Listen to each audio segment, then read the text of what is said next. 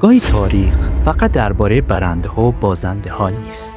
گاهی تاریخ داستان مردمیه که هیچ وقت نخواستن بجنگن، اما مجبور شدن بهای جنگ رو بپردازند. تصور کن یک روز از خواب بیدار میشی و کشوری که در اونجا به دنیا اومدی رو دیگه همون جوری که بود نمیبینی. امپراتوری که قرن‌ها یکی از قدرتمندترین حکومت‌های جهان بود در کمتر از چند دهه فرو ریخت. شهرها سقوط کردند، آتشکده‌ها خاموش شدند، پادشاهان فرار کردند و میلیون‌ها انسان وارد دوره‌ای شدند که سرنوشتشون برای همیشه تغییر کرد. اما سوال اصلی اینجاست: آیا واقعاً ایران نابود شد؟ ولی اینکه چرا زبان فارسی از بین نرفت و چگونه کشوری که شکست خورده بود چند قرن بعد دوباره به یکی از بزرگترین مراکز علم، فرهنگ و تمدن جهان تبدیل شد؟ امروز قرار نیست فقط یک جنگ رو مرور کنیم. قرار دوباره برگردیم به یکی از بحث برانگیزترین دوره‌های تاریخ معاصر ایران. فصلی که حتی بعد از 14 قرن هنوز درباره اون اختلاف نظر وجود. درود. من احسانم و اینجا تاپ 5 فارسیه. جایی که تاریخ، علم و حقیقت رو با هم بررسی میکنیم. اگه به این دست از ویدیوها علاقه داری، کانال رو سابسکرایب کن یا ویدیوهای بعدی رو از دست ندی. حالا برگردیم به حدود 1400 سال قبل. اگر اون زمان روی بلندترین نقطه شهر تیسفون میایستادی، در مقابل چشمانت یکی از باشکوه‌ترین امپراتوری‌های دنیا رو می‌دیدی. ایران ساسانی. از مرزهای آسیای مرکزی تا بین النهرین، از قفقاز تا سواحل خلیج فارس، سرزمینی که یکی از دو ابرقدرت جهان محسوب می‌شد. رقیب مستقیم امپراتوری روم شرقی، ارتشی منظم، اقتصادی قدرتمند، جاده‌های گسترده و تمدنی که بسیاری از همسایگانش رو به احترام وامی داشت. کاخهای عظیم، آتشکده‌های باشکوه و شهرهایی که مرکز تجارت و دانش جهانی بودند. اما ظاهر ماجرا همیشه تمام حقیقت نیست. در پشت این شکوه سراسری، ترک‌های عمیقی در حال شکل گرفتن. سالها جنگ با روم منابع کشور رو فرسوده کرده. هر پیروزی هزینه سنگین داشت. هر شکست فشار بیشتری رو به مردم وارد می‌کرد. مالیات‌ها افزایش پیدا کرده بودند. کشاورزان زیر فشار بودند. بازرگانان امنیت گذشته رو نداشتند و بسیاری از مردم دیگه توان پرداخت هزینه‌های جنگ رو نداشتند. از طرف دیگه بعد از کشته شدن خسرو پرویز، ثبات سیاسی تقریباً از بین رفت. در مدت کوتاهی چندین پادشاه به تخت نشستند و کنار رفت. کودتا، ترور، رقابت خاندان‌های اشرافی دولت مرکزی رو روز به روز ضعیف‌تر می‌کرد. امپراتوری هنوز از بیرون قدرتمند به نظر می‌رسید، اما از درون در حال فروپاشی بود. در همون زمان در جنوب ایران و در شبه جزیره عربستان قدرت جدیدی در حال شکل گرفتن. ظهور اسلام تنها یک تحول مذهبی نبود. خیلی زود قبایل پراکنده عرب به نیروی گسترده تبدیل شدند. نیرویی که حالا هدف، رهبری و انسجام بیشتری داشت. بعد از درگذشت پیامبر اسلام، فتوحات با سرعت زیادی آغاز شد. ابتدا عراق، سپس شام و بعد از اون مرزهای ایران. سال 636 میلادی، دشت قادسیه. دو ارتش روبروی هم ایستاده بودند. در یک سو سپاه ساسانی به فرماندهی رستم فرخزاد، یکی از با تجربه ترین فرماندهان ایران، و در سوی دیگر سپاه خلافت اسلامی به فرماندهی سعد بن ابی وقاص. این نبرد تنها جنگ میان دو ارتش نبود، برخورد دو قدرت بزرگ منطقه بود. نبردی که نتیجه اون میتونست آینده خاورمیانه رو برای همیشه تغییر بده. چند روز جنگ ادامه پیدا کرد. گرد و غبار، صدای اسب‌ها، برخورد شمشیرها و فریاد سربازانی که بسیاری از اونها هرگز به خونه برنگشتند. در نهایت سپاه ساسانی شکست خورد و رستم فرخزاد نیز کشته شد. اما این پایان ماجرا نبود، بلکه آغاز یک فروپاشی بزرگ بود. بعد از پادسیه راه برای تصرف شهر تیسفون هموار شد. تیسفون پایتخت باشکوه ساسانیان، شهری که سالها نماد قدرت ایران بود. با نزدیک شدن سپاه مسلمانان، دربار ساسانی تصمیم گرفت شهر رو ترک کنه. یزدگرد سوم، آخرین پادشاه ساسانی، پایتخت رو رها کرد. او امیدوار بود بتونه در شرق ایران نیروهای تازه‌ای رو دور هم جمع کنه. اما این امید هیچگاه به واقعیت تبدیل نشد. سقوط تیسفون فقط سقوط یک شهر نبود، نماد پایان یک امپراتوری بزرگ بود. اما سوال مهم اینجاست: آیا با سقوط پایتخت همه چیز تموم شد؟ خیر. نبردها همچنان ادامه داشت. چند سال بعد نبرد نهاوند رخ داد. نبردی که بعدها برخی مورخان اون رو فتح الفتوح نامیدن. زیرا بعد از اون توان نظامی حکومت ساسانی تقریباً از هم پاشید.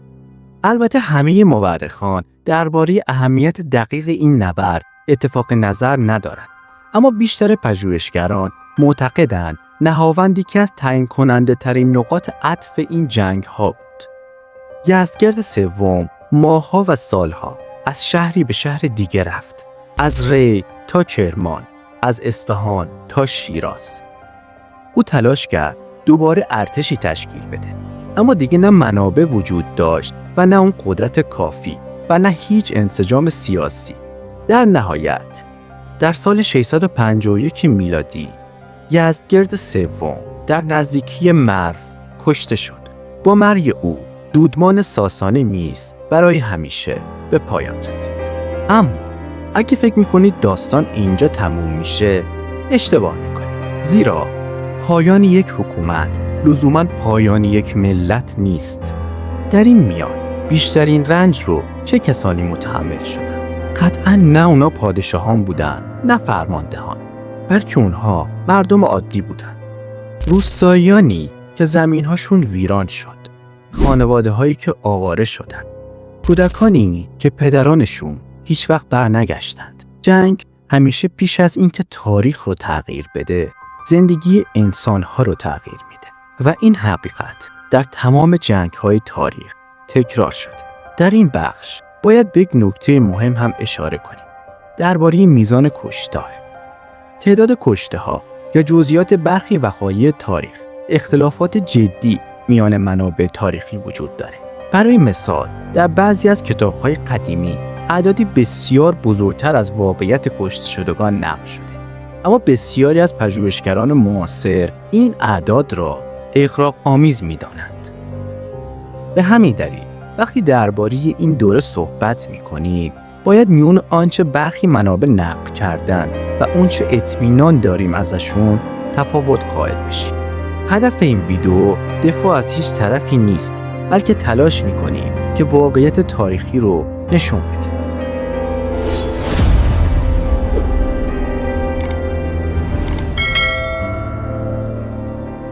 اما اگر حکومت ساسانی سقوط کرد، پس چرا ایران از بین نرفت؟ چرا زبان فارسی زنده موند و چگونه همین سرزمین چند قرن بعد به یکی از مهمترین مراکز علم، ادبیات و فرهنگ جهان تبدیل شد؟ اگه امروز از خیلی‌ها بپرسید بعد از فتح ایران چه اتفاقی افتاد، احتمالاً دو پاسخ کاملا متفاوت میشنوید. عده‌ای میگند همه چیز نابود شد و عده‌ای دیگه میگند همه چیز بهتر شد. اما تاریخ معمولاً اینقدر ساده و یک خطی نیست. حقیقت اغلب جایی میان این دو روایت قرار میگیره. یکی از بزرگترین سوالها اینه که اگه ایران شکست خورد، پس چرا زبان فارسی از بین نرفت؟ پاسخ شاید یکی از جالبترین بخش‌های تاریخ ایران باشه. در سالهای نخست بعد از فتح ایران، زبان اداری بسیاری از مناطق عربی شد. ورود اسلام تغییرات بزرگی رو در ساختار حکومت و جامعه ایجاد کرد. اما زبان مردم رو نمیتونی با شمشیر تغییر بدی.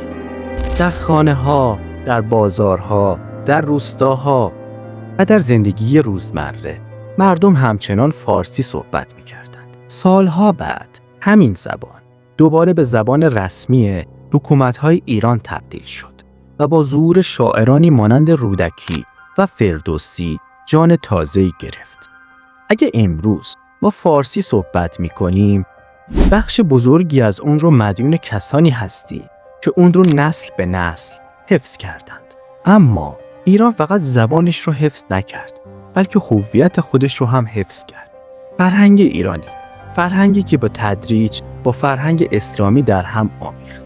نتیجه تمدنی تازه بود.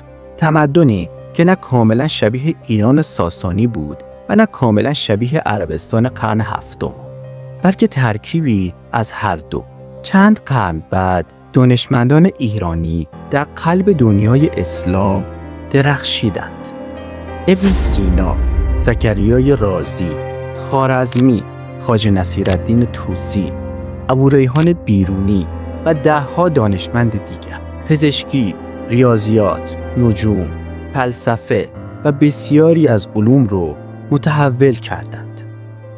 اتفاقی که نشون میده شکست یک حکومت لزوماً به معنای نابودی یک ملت نیست. البته این به معنای نادیده گرفتن رنج مردم اون دوران نیست. جنگ ویرانی به همراه داشت. خانواده‌های زیادی آسیب دیدند.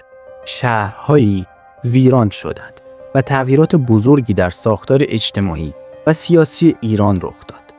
این واقعیت رو نمیتوان انکار کرد. در عین حال نمیتوان نقش ایرانیان رو در شکل‌گیری تمدن اسلامی نیز نادیده گرفت. هر دو بخش جزئی از تاریخ هستند. شاید مهمترین اشتباه این باشه که بخوای تاریخ رو فقط با یک رنگ ببینی. تاریخ نه کاملا سیاهه و نه کاملا سفید. اگه فقط از شکوه ساسانیان بخوایم صحبت کنیم، قطعا اشتباه کردیم. اونها هم اشتباهات بزرگی داشتن. اگه فقط از ضعف‌های اونها هم بخوایم بگیم، باز هم تصویر کاملی رو ارائه نکردیم. اگه فقط از خشونت جنگ حرف بزنیم، بخشی از حقیقت رو فقط دیدیم. و اگه فقط از دستاوردهای بعدی بگیم، باز هم بخشی از واقعیت رو نادیده گرفتیم. شاید مهمترین درس این ماجرا این باشه که قدرت‌های بزرگ میتونن سقوط کنند، اما ملت‌ها هرگز. اگر زبان، فرهنگ و هویت خود رو حفظ کنند، میتونن دوباره برخیزند. ایران بارها در طول تاریخ شکست خورده، اما بارها نیز خودش رو از نو ساخته. بارها جنگ دیده، خشونت دیده، کشتار دیده، نامردی دیده، ولی باز هم دوباره دست روی زانوهای خودش گذاشته و بلند شده. و شاید همین ویژگی بزرگترین دلیل ماندگاری این سرزمین مادری. حالا نوبت شماست. به نظر شما بزرگترین تغییری که بعد از ورود اسلام در ایران رخ داد چی بود؟ آیا این تغییر رو بیشتر سیاسی میدونید یا فرهنگی یا اینکه مذهبی؟ نظرتون رو تو کامنت ها برامون بنویسید. و اگه از دیدن این ویدیو لذت بردید، با لایک و سابسکرایب کانال تاپ 5 فارسی رو حمایت کنید. بدرود.